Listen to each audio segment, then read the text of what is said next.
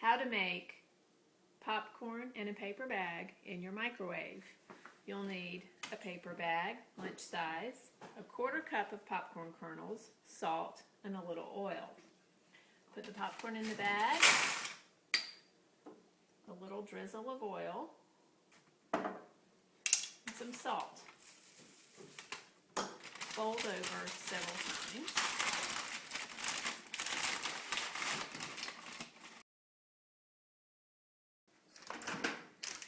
Put in your microwave for 2 to 3 minutes, depending on your microwave. Takes my microwave 1 minute 45 seconds.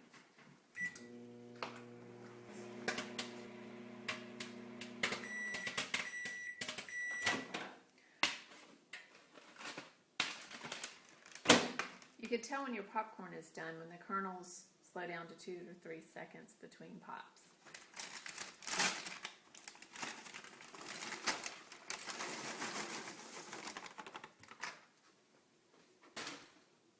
Perfect homemade microwave popcorn.